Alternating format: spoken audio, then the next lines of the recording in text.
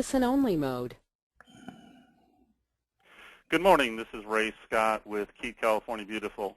I first want to just thank everyone for taking the time to join us this morning for Keep California Beautiful's webinar on the K-12 Challenge, Recycling Challenge, which will be held for the month of March 2015. One of the goals for the K-12 Challenge is getting that message out about the state of California, 75%, and how we as schools can really affect that. That's really one of the primary focuses of this, along with, once again, making an easy program, easy competition for schools to look at their recycling at each location and how we can best affect that and recycle more. With me today is Bob Hollis, who is our web designer and master for the Keep California Beautiful website and for the K-12 Challenge. He will be walking us through each element of the website, so that way at the end of our discussion this morning, you have a chance to ask questions. And please, if you have a question, please ask it, because we want to make this as completely transparent to you. If you see something that you think, we could change to make it even easier. But I believe once Bob walks us through all of this, you'll see how simple we've made this for everyone to participate. And then once again, in April, when we do our state press conference at the state capitol, we will be awarding the $12,000 in cash prizes to the schools, to each winner in each category.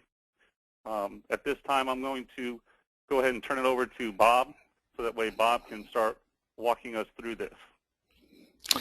Thank you, Ray. And as you all may have seen, we've got some really great sponsors and supporters that have helped us with this project. Ray and I have both been involved for several years when this pilot was kicked off, and we're really taking it to the next level this year, and are very excited to have all of you here participating and learning more about the program. And we hope that you'll share word with others that are in the school system and might be interested in helping with the recycling projects. Let me start by giving you a little bit of logistics regarding our meeting today. This system will hold up to 1,000 people, and so we start by default with everyone on mute to keep background noise and that sort of thing under control. However, you do have the option to submit questions at any time during the webinar. If you look at your control panel, a few things I should bring to your attention. If it seems to have disappeared, look for the little orange arrow here. You can click that, and that will open up your panel again so that you can see. This is the mute and unmute, but I don't think you'll be needing that today. And then this is the toggle your window between a full screen and a window screen display. The important part relevant to our question and answer process is down here in the part of the panel for questions. And in that area, you can submit any of your questions at any time throughout the webinar. So while we're on a certain topic, if a question comes to mind, please submit it at that time before it slips your mind. And we'll leave about 10 minutes at the end of today's session to do Q&A. If by chance we don't get to all of the questions, we'll be able to follow up with everyone or anyone who asked a question after the webinar. And we'll also be creating an FAQ section on our website. You can also contact or communicate with any of us that way through that system. So with that, Ray, do you have anything else you would like to say going forward, or should I start walking through the rest of the website and how to use it? Please, Bob, go ahead and start walking us through. Thank you. Okay, so if you once you come to the website, the first thing you're going to see is our welcome page and a little bit of background information, some of the goals and the reasons that we're doing this. And I think you'll see that it's an important and exciting project, and the greater participation we can get, the better it's going to be for everybody, the schools, the environment, the state of California, and all of the people who need these resources that we're trying to divert out of landfills. We have got the About page that tells a little bit more about what's going on and has a registration button here. Again, some of the goals and the items that we're collecting. And we hope any of you will feel free to register at your leisure. That system is currently online, and we've got a lot of schools already registering. When you come to the registration page, you'll see here we're just looking for contact name, school name. If you've got a website, let us know about that. Phone number where you can be reached, email address for the primary contact, your school district, number of students, number of teachers, and I just occurred to me I'm going to be adding another column here for staff. So we're trying to get an idea of the total number of people that you've got there on the site, whether or not you're public, private, or charter school, the county that you're in, your address, and then some general information regarding your current practices, whether or not you've got a paper, cardboard, or CRV program, any other containers, whether or not you're single stream, do you have a food composting program, and which competition you're registering for. And then also, is the public allowed to drop off paper cans or bottles for recycling? We're really trying to make sure that we've got accurate information, and we wouldn't want, one group bringing in a bunch of stuff from home to increase their numbers. The whole point's to increase diversion from the school system. And we've got a CAPTCHA here. We try to make it friendly and easy enough to read, so hopefully that won't be a burden to anyone. And you do have an audio option if the caption is difficult for anyone. Feel free to, once you complete the form and submit that, you'll get a response form back with some basic information, and we'll have you in our system. And then, of course, feel free to use any of your social media platforms to share this with your friends and anyone else throughout your school district. If you've got a school newsletter, it might be nice to include some of this information in your next version. I also work with a lot of area people in Marin and Napa and throughout Mojave, southeastern California, and I know school outreach is very important to all of them at MRFs or with government agencies, public agencies, and they usually have a school letter, so it's a good way to get things out and help all of us accomplish our common goals.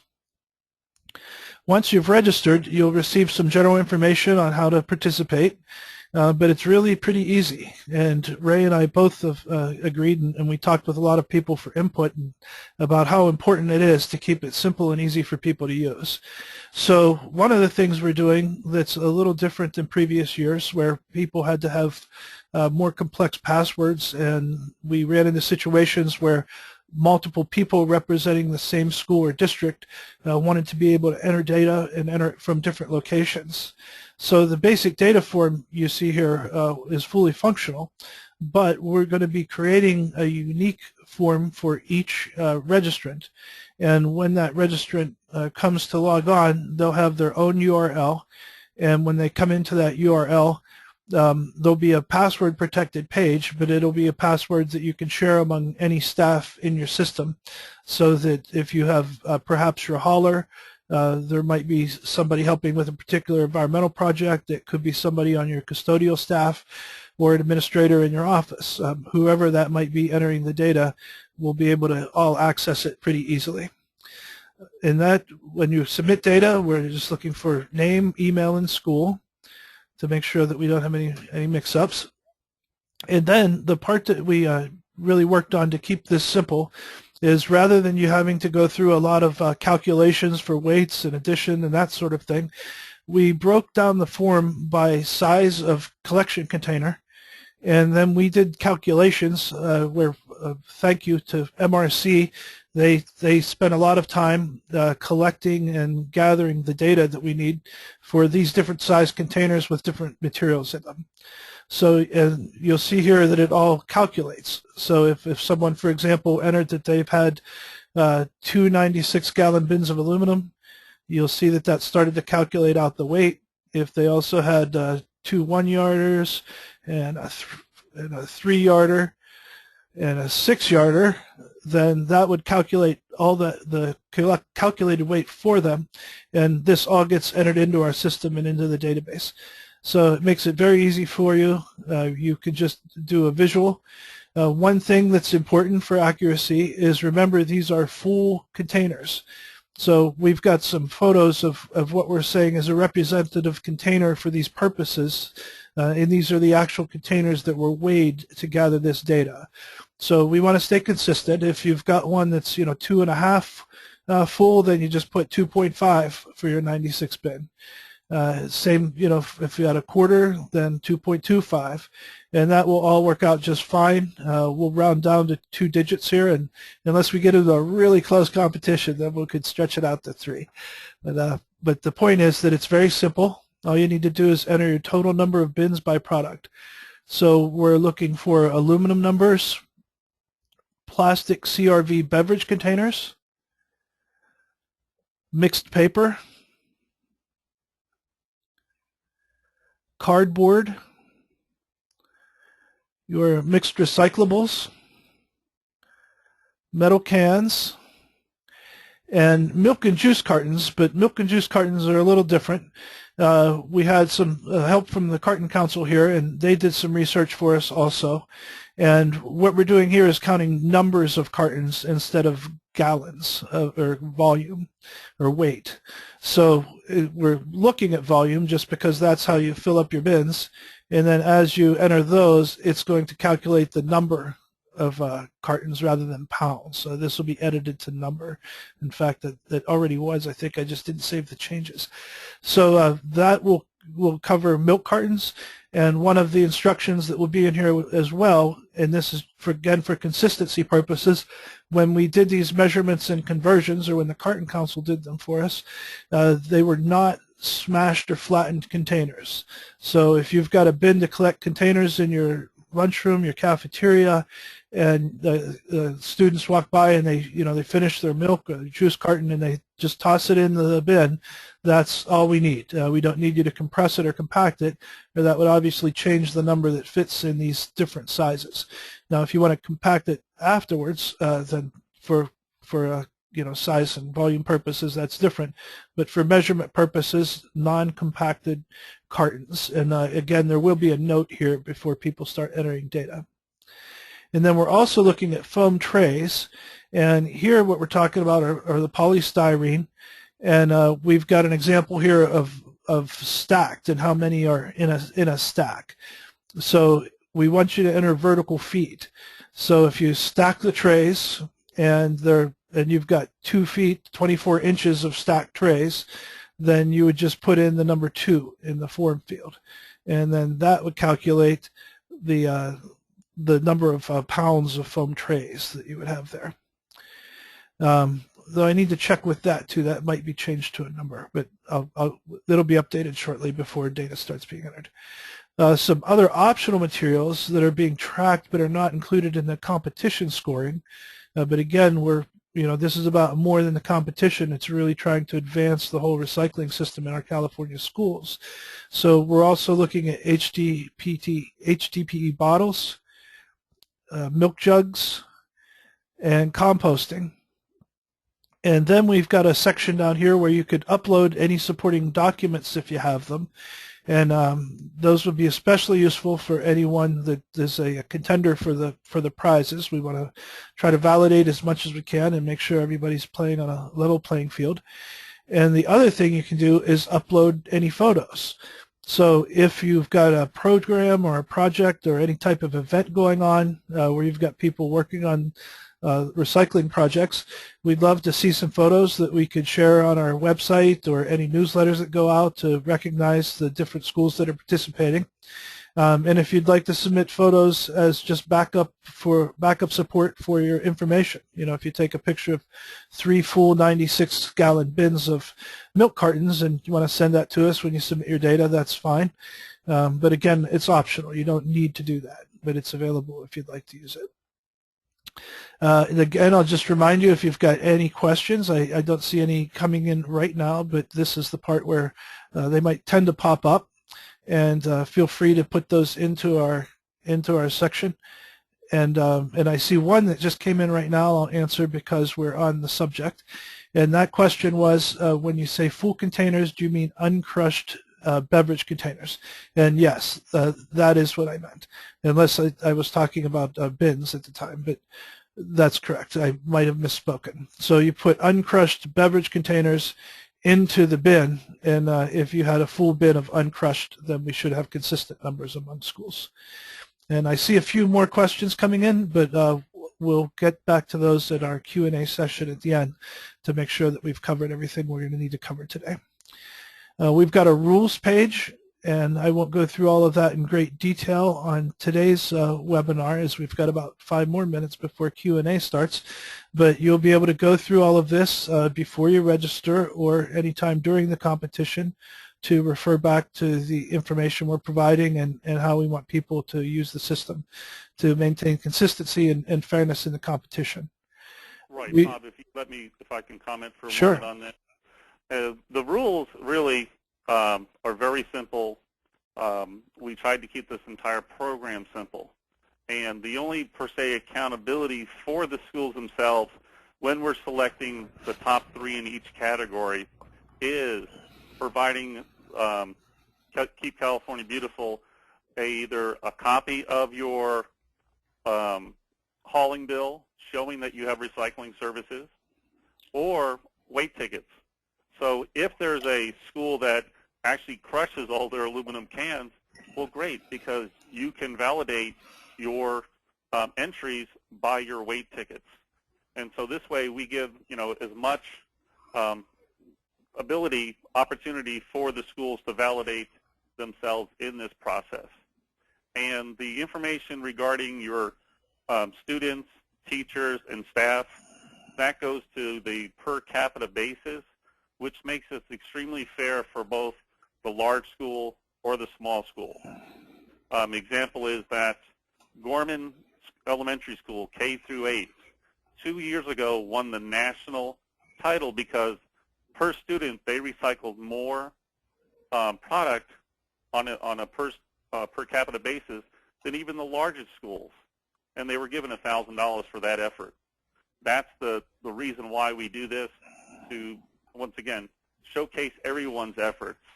And the more pictures, as Bob stated, that you can send us, people love to see students and teachers engaged in a program, and that way we can showcase it on both this website as well as Keep California Beautiful website and Keep America Beautiful website.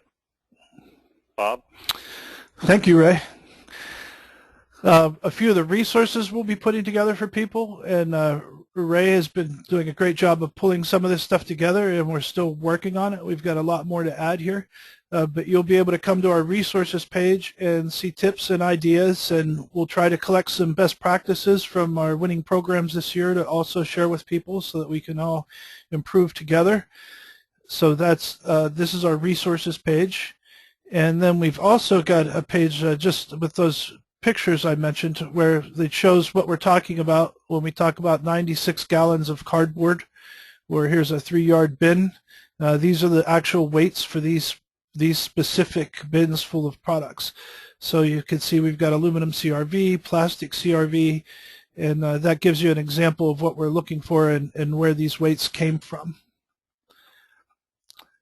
Again, I can't thank enough the sponsors and partners and great supporters we've got for this program. Really some top-notch organizations that are behind this, which tells us we're on track and doing something right. If you know any other organizations that might like to become supporters, please either contact Ray or just send them straight to our page, and they could click our sponsor button and contact us that way. And then we do also have a contact page here. So if anything comes up and you don't have our email address, feel free to contact us through this form at any time. If you've got our phone numbers, Ray's the primary point of contact for most of the program, and I'd be happy to be a point of contact for anything related to the website or social media issues. So that brings us right up to 10:20 and time to take a look at our Q&A, and we do have a few questions coming in. I'll pop those out and see what we got. And I imagine most of them will be for Ray, but I'll address any of the technical issues. Ray, do you see the question panel and what we've got up there. Would you like me to read the questions out and then you could Please. respond? Okay. So first question is, what is single stream? Single stream is co-mingled recycling. So whether it be a 96-gallon cart or whether it be let's say a 3-yard bin, that's everything mixed recycling. And so once again, here's an option for a school. Instead of targeting one item, you can do everything into single stream co-mingled recycling.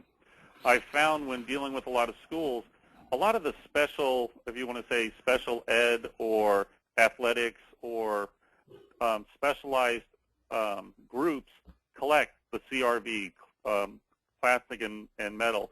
That's why we put the separate target items in this, as well as the co-mingled, because here in Kern County, everything is co-mingled.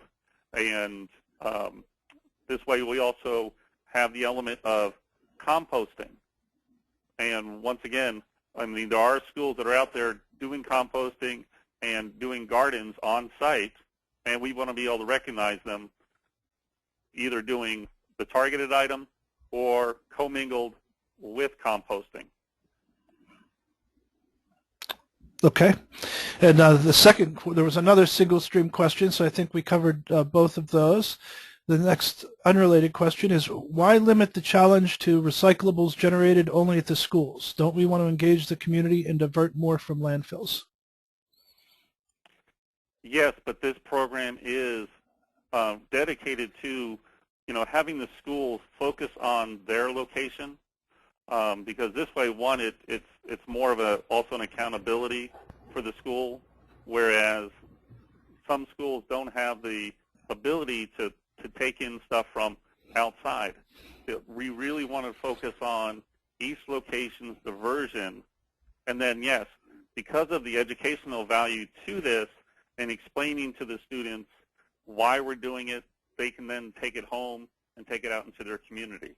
So in that way, we're impacting the community, but this program is focused on the location. Thank you, Bob. Okay.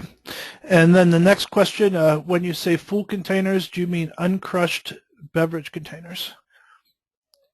Correct. Right. Okay. And then there was another one on single stream. So Ray, I think single stream is a good one for our FAQ page.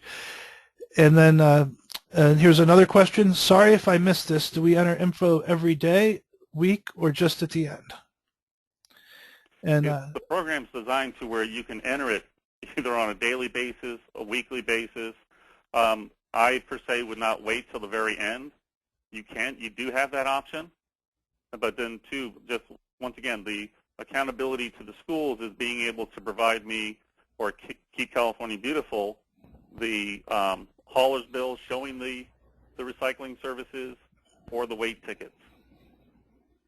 All right. Next question. Our milk and juice cartons are being collected as recyclables as our hauler directed us to do so. Does it mean we need to separate them out of our mixed recyclables? No. Mixed recyclables is just that. It's all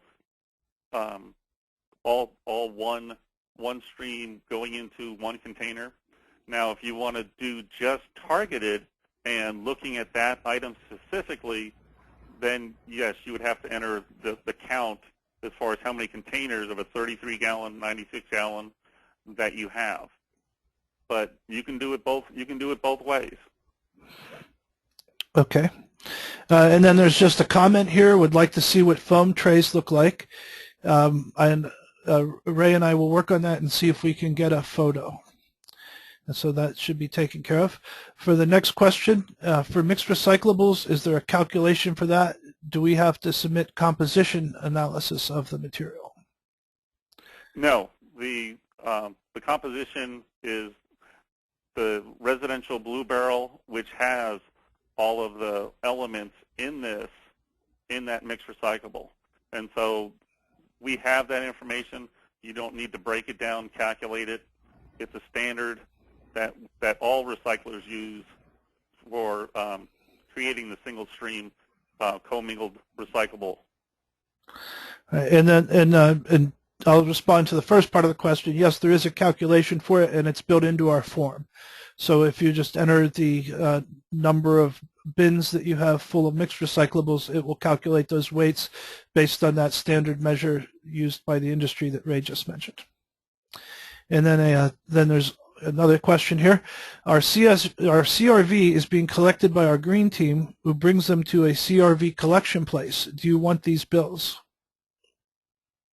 Correct. That would be your weight ticket for that time that you bring them to your, because this competition is in no way, shape, or form wants to limit, of course, the success of the programs that you have now, but more to highlight those programs. And that way, once again, you still are maximizing on the CRV value that you're obtaining. Okay. And then there was a next question here. Do you have pictures of these bins that you're referring to? I think we already covered that one since the question was asked. And then the next one, is it okay to single stream mixed paper and cardboard?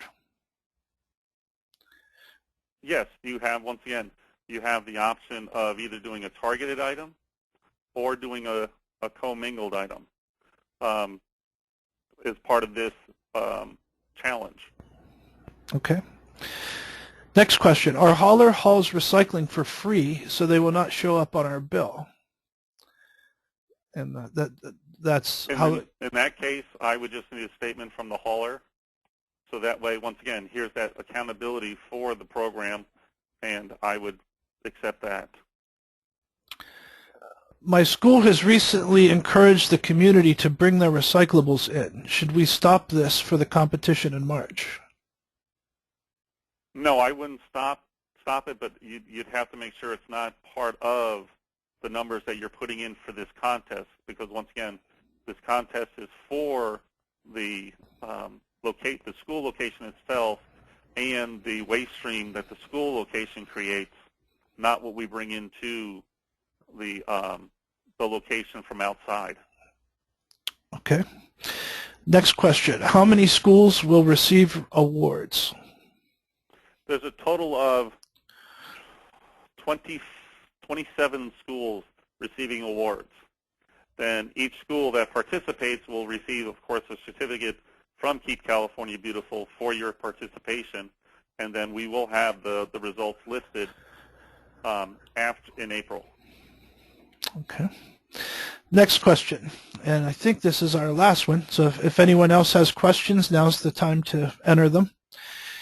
Here's that question. If we encourage students to reuse paper in class before recycling, can we weigh it twice? Once before reuse, when we could have recycled it but didn't so as to make better use of the resource, then again when we actually recycle the paper after reuse. In other words, how can we continue to encourage reuse without limiting our own recycling efforts for this challenge? We don't have an element for reused products. This is just products and totals that are recycled at this time. That may be something for consideration for next year, but at this time it's just the recycled volume itself. Okay. And here's another one that came in. Whoops, I just slipped down here. 1 second, please. My screen changed. Are the dates just from March 1st to 31st? Yes, correct. The full month of March. Okay. And on what date do we begin the collection and end it for this competition? March 1st through the 31st. Those are the dates that the program will be, you'll be allowed to enter data. Okay. Well, great. Well, we are coming right up on 10:30, and that's we've answered all the questions. I once again want to just thank everybody for taking the time and effort to be with us here this morning, to learn how you can participate and be one of the schools that's going to be recognized at the Capitol on Earth Day, April 22nd this year. Please, if you have any other questions, please contact us. Give us your insight, and I really look forward to getting a lot of pictures from the school. So once again, we can showcase California to to the rest of the country through a number of recycling magazines. Oh, Green Technology Magazine will be hosting all of the winners in their April edition. Thank you. And I would just add in closing that if you've got any colleagues that might be interested in this program, we do have another webinar scheduled for tomorrow at 1:30 Pacific time. Invite them, please, to come to our website and register right here. And we'll be setting up a couple of follow-up webinars for February, and we'll be in touch with each of you to provide that information so that any of your peers or colleagues that might be interested could also participate in that. Well, thank you, everyone, and with that, we'll be bringing the webinar to a close. Have a wonderful day and a wonderful week.